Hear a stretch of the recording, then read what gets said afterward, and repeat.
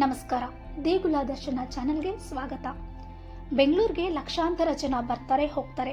ಆದರೆ ಬೆಂಗಳೂರಲ್ಲಿರುವಂತಹ ಪ್ರಸಿದ್ಧ ದೇವಸ್ಥಾನವೊಂದರ ಬಗ್ಗೆ ಎಷ್ಟೋ ಜನಕ್ಕೆ ಗೊತ್ತಿರಲ್ಲ. ನಾನಿವತ್ತು ನಿಮ್ಮನ್ನ ಬೆಂಗಳೂರಿನ ಬನಶಂಕರಿ ದೇವಸ್ಥಾನಕ್ಕೆ ಕರ್ಕೊಂಡು ಹೋಗ್ತೀನಿ. ಈ ದೇವಸ್ಥಾನವು ಬನಶಂಕರಿ ಮೆಟ್ರೋ ಸ್ಟೇಷನ್ ಪಕ್ಕದಲ್ಲೇ ಇದೆ. ಈ ದೇವಸ್ಥಾನದ ಒಳಗೆ ಹೋದ ತಕ್ಷಣ ನಮಗೆ ನವಗ್ರಹ ದೇವಸ್ಥಾನ ಸಿಗುತ್ತೆ. ಇನ್ನು ಅದರ ಎದುರುಗಡೆ ಕಾಣಿಸ್ತಿರುವಂತಹದ್ದೇ ಶ್ರೀ ಬನಶಂಕರಿ ಅಮ್ಮನವರ ದೇವಸ್ಥಾನ. ಬನಶಂಕರಿ ದೇವಸ್ಥಾನವು ಶಿವನ ಪತ್ನಿ ಪಾರ್ವತಿ ದೇವಿಗೆ ಸಮರ್ಪಿತವಾದ ದೇವಸ್ಥಾನ ಅಂತಲೂ ಕರೀತಾರೆ. ಈ ದೇವಸ್ಥಾನ ಯಾವಾಗಲೂ ರಶ್ ಇರುತ್ತೆ. ಅದರಲ್ಲೂ ಮಂಗಳವಾರ, ಶುಕ್ರವಾರ, ಭಾನುವಾರ, ಅಮಾವಾಸ್ಯೆ ದಿನ, ಹುಣ್ಣಿಮೆ ದಿನ ಅಂದ್ರೂ ತುಂಬಾ ಜನ ಇರ್ತಾರೆ. ಈ ದೇವಿಯನ್ನ ಶಾಕಾಂಬರಿ ಅಂತಲೂ ಕರೀತಾರೆ. ಶಾಕಾಂಬರಿ ಅಂದರೆ ಸಸ್ಯಾಹಾರಿ ದೇವತೆ. ಈ ದೇವಿ ದುರ್ಗಾದೇವಿಯ 6ನೇ ಅವತಾರ ಅಂತ ಕರೆಯಲಾಗುತ್ತೆ. ಇಲ್ಲಿ ದೇವಿಗೆ ನಿಂಬೆಹಣ್ಣಿನ ದೀಪ ಹಚ್ಚೋದು ತುಂಬಾ ವಿಶೇಷವಾಗಿದೆ.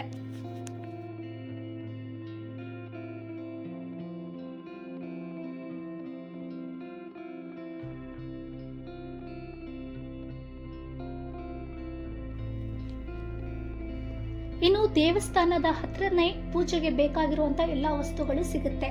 ನಿಂಬೆಹಣ್ಣಿನ ದೀಪ ರೆಡಿಯಾಗಿರುವಂತಹದ್ದು ಸಿಗುತ್ತೆ. ಕುಂಬಳಕಾಯಿ ದೀಪ ಕೂಡ ಸಿಗುತ್ತೆ. ಅಥವಾ ನೀವೇ ಮನೆಯಿಂದ ನಿಂಬೆಹಣ್ಣನ್ನ ತಗೊಂಡು ಬಂದು ಸ್ವತಃ ನೀವೇ ದೀಪ ಮಾಡಿ ಹಚ್ಚೋದ್ರಿಂದ ಇನ್ನೂ ಒಳ್ಳೆಯದು. ಇನ್ನು ಈ ದೇವಸ್ಥಾನದ ಇನ್ನೊಂದು ವಿಶೇಷತೆ ಅಂದ್ರೆ ರಾಹುಕಾಲದಲ್ಲಿ ದೀಪ ಹಚ್ತಾರೆ. ಸಾಕಷ್ಟು ಜನ ಬೆಳಗ್ಗೆನೆ ಬಂದು ರಾಹುಕಾಲವನ್ನ ಕಾದಿದ್ದು ಈ ದೇವಿಗೆ ತುಪ್ಪದ ದೀಪವನ್ನ ಹಚ್ತಾರೆ. ಅಕಸ್ಮಾತ್ ನಿಮ್ಗೆ ಸಮಯ ಇಲ್ಲ, ಆಫೀಸ್ಗೆ ಹೋಗ್ಬೇಕು ಅಂತ ಏನಾದ್ರು ಇದ್ರೆ ನೀವು ಯಾವ ಸಮಯದಲ್ಲ ಬೇಕಾದ್ರೂ ದೀಪವನ್ನ ಹಚ್ಚಬಹುದು. ನಿಮ್ಮ ಮನಸ್ಸಿನ ಕೋರಿಕೆಯನ್ನ ಕೇಳಿಕೊಂಡು ಎಷ್ಟು ವಾರ ದೀಪ ಹಚ್ತೀವಿ ಅನ್ನೋದನ್ನ ನೀವು ದೇವಿ ಹತ್ತಿರ ಸಂಕಲ್ಪ ಮಾಡ್ಕೋಬೇಕು. ಭಕ್ತಿಯಿಂದ ಬೇಡ್ಕೊಂಡು ದೇವಿಗೆ ನಿಂಬೆಹಣ್ಣಿನ ದೀಪ ಹಚ್ಚೋದ್ರಿಂದ ನಿಮ್ಮ ಎಲ್ಲಾ ಬೇಡಿಕೆಗಳು ಈಡೇರುತ್ತೆ ಅನ್ನೋದು ಇಲ್ಲಿಯ ನಂಬಿಕೆ. ಇನ್ನು ಬನಶಂಕರಿ ದೇವಿ ಪಕ್ಕದಲ್ಲೇ ಶಾಕಾಂಬರಿ ಮತ್ತೆ ಆಂಜನೇಯ ಸ್ವಾಮಿ ದೇವಸ್ಥಾನ ಇದೆ. ಶಾಕಾಂಬರಿ ದೇವಸ್ಥಾನದ ಎದುರುಗಡೆ ಒಂದು ಚಕ್ರದ ರೀತಿ ಇದೆ. ಆ ಕಲ್ಲಿನ ಮೇಲೆ ನೀವು 2 ಕೈಯನ್ನ ಇಟ್ಟಾಗ ಆ ಕೈ ತಾನಾಗೆ ಮುಂದೆ ಹೋಗುತ್ತೆ. ನೀವು ಅಂದುಕೊಂಡಿದ್ದಂತಹ ಕೆಲಸ ಆಗುತ್ತೆ ಅಂದ್ರೆ ಮಾತ್ರ ಆ ಕೈ ಮುಂದೆ ಸಾಗುತ್ತೆ, ಇಲ್ಲವಾದ್ರೆ ಅದು ಮುಂದೆ ಸಾಗಲ್ಲ. ಇದನ್ನ ಸ್ವತಃ ನಾನು ಕೂಡ ಅನುಭವ ಮಾಡಿದ್ದೇನೆ. ನೀವು ದೇವಸ್ಥಾನಕ್ಕೆ ಬಂದಾಗ ತಪ್ಪದೆ ಅದನ್ನ ಮಾಡಿ ನಿಮ್ಮ ಎಕ್ಸ್ಪೀರಿಯನ್ಸ್ ಹೇಗಿರುತ್ತೆ ಅನ್ನೋದನ್ನ ನೋಡಿ.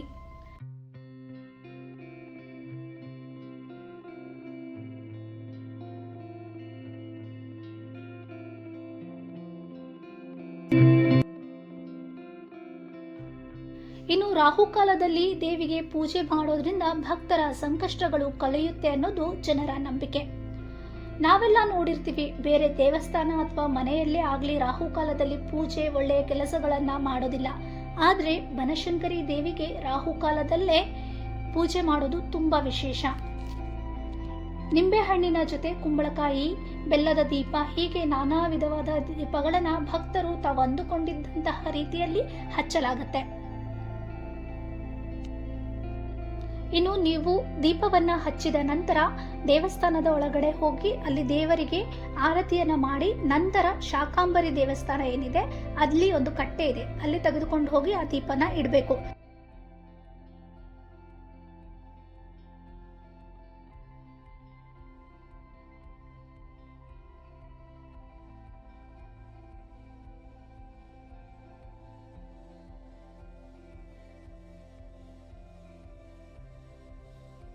ಇನ್ನು ಬನಶಂಕರಿ ದೇವಿ ಬಾದಾಮಿಯಿಂದ ಬೆಂಗಳೂರಿಗೆ ಬಂದಿದ್ದು ಹೇಗೆ ಅಂತೀರಾ?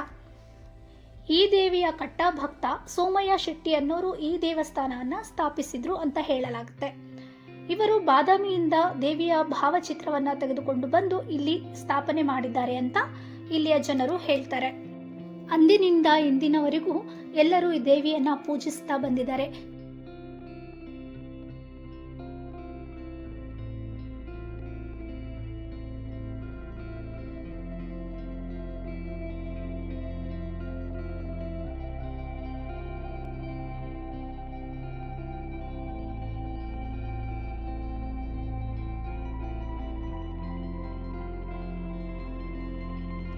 ಭಕ್ತರು ತಾವು ಅಂದುಕೊಂಡಂತಹ ಕೆಲಸ ಆದರೆ ದೇವಿಗೆ ಮಡಲಕ್ಕಿ ಸೇವೆಯನ್ನು ಕೊಡ್ತಾರೆ, ಅಥವಾ ಹೆಜ್ಜೆ ನಮಸ್ಕಾರವನ್ನು ಹಾಕ್ತಾರೆ, ಅಥವಾ ತಾವು ಅಂದುಕೊಂಡಷ್ಟು ಹಣವನ್ನು ದೇವಿಗೆ ಅರ್ಪಣೆ ಮಾಡ್ತಾರೆ, ಅಥವಾ ದಾಸೋಹಕ್ಕೆ ಸಹಾಯವನ್ನು ಮಾಡ್ತಾರೆ. ಯಾವ ರೀತಿಯಲ್ಲಿ ತಾವು ಹರಕೆಯನ್ನು ಮಾಡ್ಕೊಂಡಿರ್ತಾರೆ ಅದೇ ರೀತಿಯಲ್ಲಿ ಇಲ್ಲಿ ತಮ್ಮ ಹರಕೆಯನ್ನು ತೀರಿಸ್ತಾರೆ.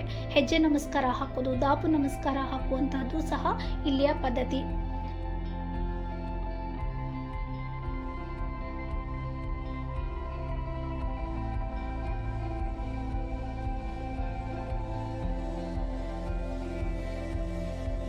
ಇನ್ನು ದೇವಸ್ಥಾನದಲ್ಲಿ ಪ್ರತಿನಿತ್ಯ ಪ್ರಸಾದ ವಿತರಣೆ ಮಾಡಲಾಗುತ್ತೆ. ನೀವು ಬೆಂಗಳೂರಿಗೆ ಬಂದಾಗ ಅಮ್ಮನವರ ದರ್ಶನವನ್ನು ಪಡೆದುಕೊಳ್ಳಿ.